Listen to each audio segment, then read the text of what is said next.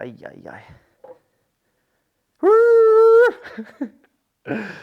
So this video will be about my Ironman 70.3 World Championship, second place, unfortunately, but I still got the trophy from the Ironman Pro Series, as it was the last race of the 2025 Pro Series season. So good to be back home in Bergen. Also just picked up my new Oakleys. Pretty cool to try them out. Yeah, and cool that I can actually be recording as I'm talking. I can show you guys. It's pretty cool. Like it's still recording there and here, right? Okay.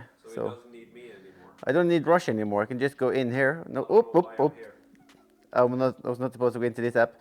Okay, you can see I'm just waiting for my Tesla to arrive. It's coming. Maybe I should keep up of the numbers. It's coming on Tuesday 18th. So looking forward to that one. Oops, maybe you shouldn't show this app. Okay, so it's pretty cool that you can now. So yeah, you're recording there, and I can show you here. As an example, what's nice to be back home is actually to be back home in my own mattress. And yeah, been sleeping really well over the last 2 days. Since it's 2 days I've been home after a month and a half, no, a month away. So yeah, definitely feeling the difference between traveling and being home. And it's almost like I'm considering, or so yeah, it's quite crazy to see the difference in the hours of sleep I'm recording. I can also see it like on my watch because I'm using the watch when I'm traveling, but to actually get it confirmed that I'm sleeping so much better at home, it's crazy. And also something that's quite unique now, 8Sleep is now doing their biggest discount now on the mattress. You can get $700 off going into 8sleep.com/Kristian and using the code Kristian with the capitals, and you can feel this beauty yourself. But now it's time for some race talk and summing up Marbella. Intro.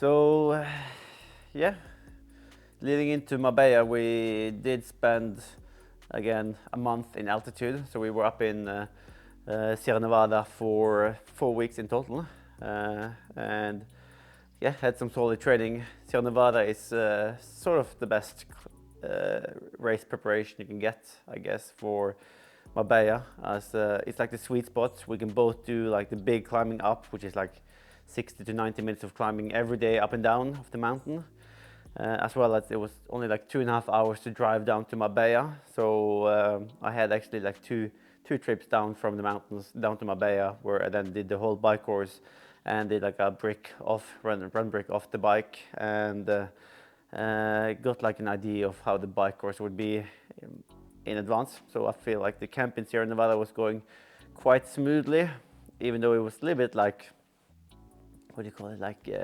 syrup feeling somehow, you know, when you've been finished off with the Ironman World Championship in Nice and sort of getting back into a rhythm for a last World Championship race. But then, yeah, quite early, I managed to get back into like some decent volume, decent intensity, and getting some good response up there. And I would say like the training went to plan, I would say. And we came down to Marbella on Wednesday of race week, so quite a few days before the race, which I find is okay.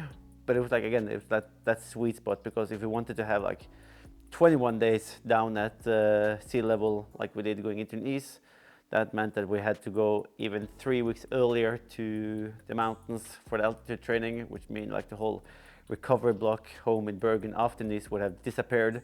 So yeah, a sweet spot there in the planning, and I think it worked quite well in terms of recovering after Nice, getting back into good solid block in Sierra Nevada, and then yeah, smashing it on the race day. So the temperature actually in the ocean was changing quite dramatically from the first time I came down to Marbella, like 3 weeks out from the race, because then it was like 22.8 degrees when I after I finished my run. I jumped into the sea just to get like my watch to record the temperature. The week after it was like 19.8, and then for race week it suddenly came like down to 17 degrees. So it's like really at the sweet spot, or the point of the end of the season where the temperature is just dropping significantly. So the swim course was sort of a one loop-ish with a wetsuit swim, starting off at the beach.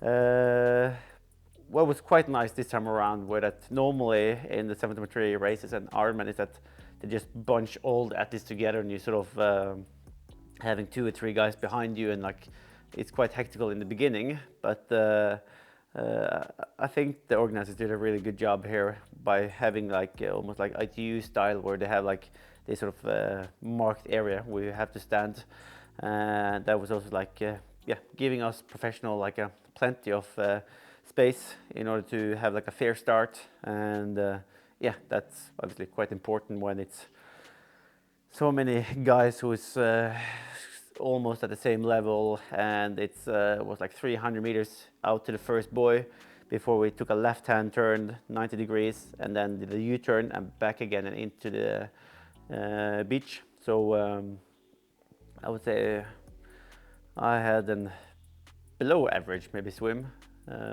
45 seconds or so behind the main front group. I think it was one guy who was like even further in front of the main group, but I was like 40 or 45 seconds behind.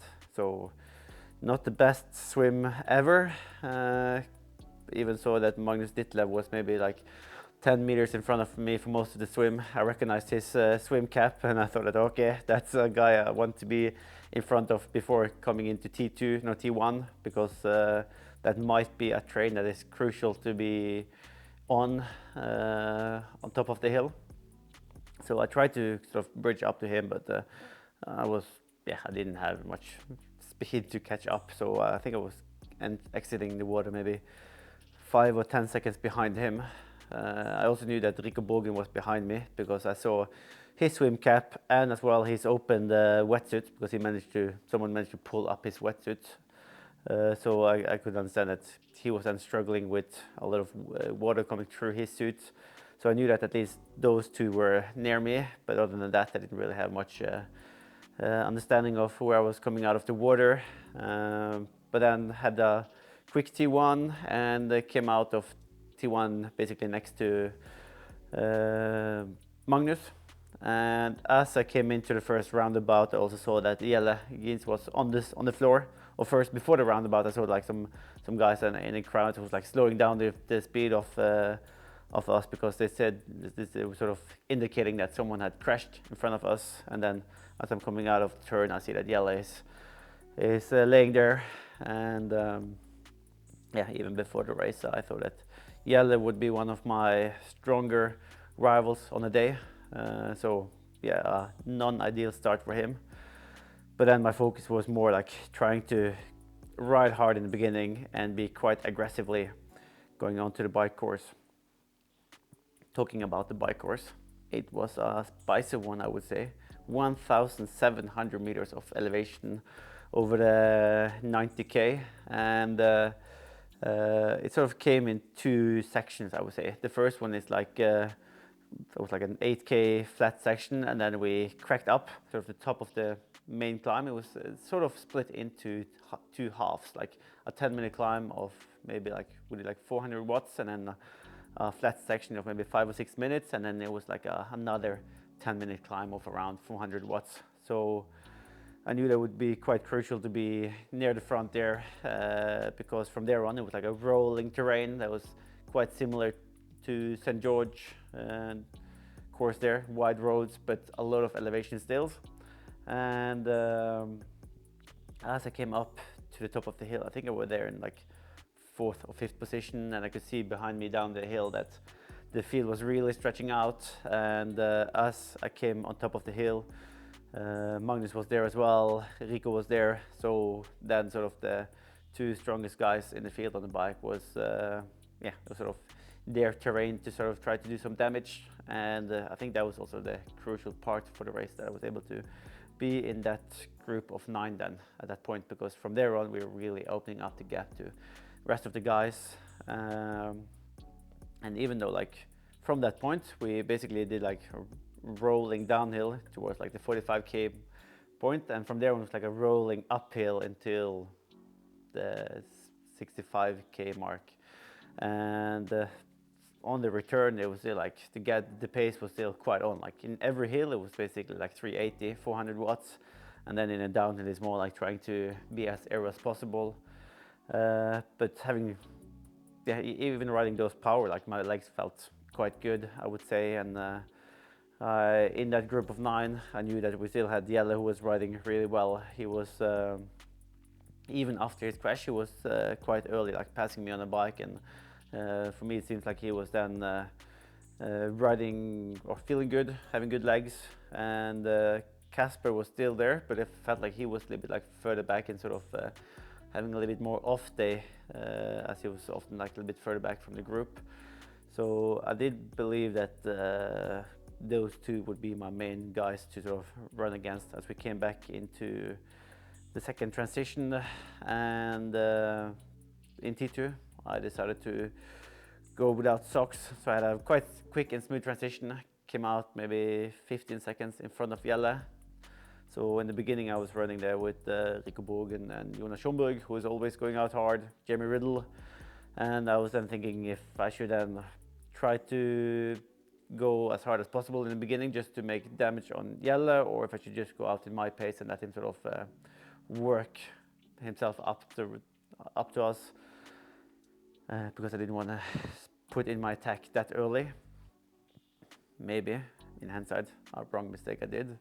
Maybe I should have been more aggressively in the beginning, but anyway, he caught up after like 2.5, 3Ks, and quite early in the first uphill he was making a move, and that was like where the split happened, where me and him got away from Jonas and Jamie Riddle, and from there on in my mind I was just focusing on where to put in my attack, if it was coming after like with 3K to go or 1K to go, and I tried to sort of just run as relaxed as possible, and I felt like the pace was okay. I think we were both running within ourselves without digging ourselves into a hole, but in my mind I was just saving it all for like one big attack, and we ran together until, he was basically doing most of the work until that 19k mark or 19.5k mark, and then as I came into like a tailwind section I tried to make my sort of big VO2 max push attack, and he was able to stay with me for the first minute, the second minute, over the small bridge, down again, and I felt like it really came down to a sprint finish, and I just didn't have the leg speed, looking back at the running data, that was required to break him, and he managed to overtake me again just before that sort of dead turn, and I tried to respond again to come around, and he was just too quick on the day for a 5-minute push, and kudos for him to do back to back. So that's my 7.3 World Championship summary. I would say disappointed with the outcome, because like the big goal for the season was to become both the Ironman World Champion and the 7.3, and I'm failing in both. So it's obviously nice to have this one, the Pro Series, but the whole season I've been targeting the 2 World Championships, and a bronze and a silver is okay, but it's not what we trained for. So I'm feeling like maybe I played my card wrong and I didn't really, yeah, I guess I failed with my race strategy and I was maybe a bit ignorant in terms of his leg speed and what he have done before, because he's also been winning the sprint finishers even in World Series sprint distance races. So and also with what the lack of speed I've been doing in training leading into this race, maybe I should have obviously I should have played my card differently, because waiting until the final K didn't work. Who knows? Maybe it wouldn't have worked to go earlier anyway, but still, it was a great battle. I really enjoyed those kind of fights, and I'm just motivated to really build up for an early season next year and sort of just really targeting the World Championships again for 2026. So a season that's giving me a lot of great moments, a lot of good learnings, and a lot of good memories. Even though I didn't become world champion in any of the championships, I feel like as a group we're back and we're back performing, and that's something good to take with us for next year. And yeah, we live for another year, and hopefully that's going to be my season. Any question, Rosh? I'm just wondering, what kind of races do you have lined up for next year? I think people want to.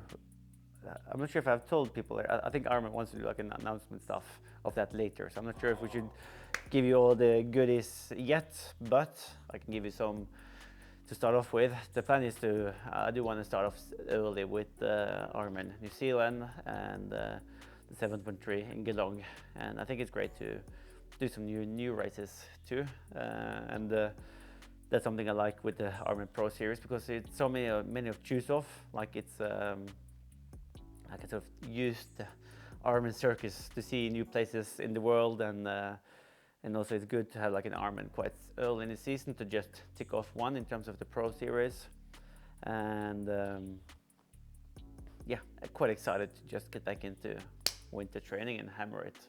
Well, one thing I was wondering about, I saw the coverage, and then on the uphill I saw that you had a 62 front ring on your bike. Like, what gear did you use? Oh yeah, so that was also a thing. Because of the rolling downhills, I felt like I had a 2x with 58 on the biggest one in the training, and I felt like I was missing a little bit there to really be able to paddle in the downhills, and tried to get a hold on a 62 48, I think it's 2x, but it was a bit too tight time frame for me to get it, so I ended up using a 62 1x in the hills up there, and yeah, like I used like the numbers I had in training in advance to sort of calculate the cadence I had to ride up the hills if I did like 400 or 420 watts in a hill, and I actually decided on the breakfast the day before the race to, okay, I'm gonna change. So I changed the setup, the gear ratio like the day before, and before checking in the bike, and yeah, luckily it worked quite smoothly, and I think it was quite important to have that extra gear for the downhill.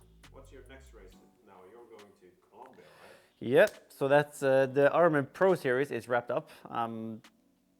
It's now Thursday, so the short break is off. Now I'm heading back into like some volume training, sort of just like easier training, and then in 2 weeks' time I'm heading to Colombia, Cartagena, for the 70.3 race there, to just to feel the atmosphere and to take part in some new races. Yeah, one of the things I like with the sport is that it takes us all around the world and we can see new places, and it's like when we're traveling around, like in the World Championship in Nice and in Marbella, and it's so many people from South America there, like Mexico and Brazil and Colombia, and those countries are like alongside the biggest participants.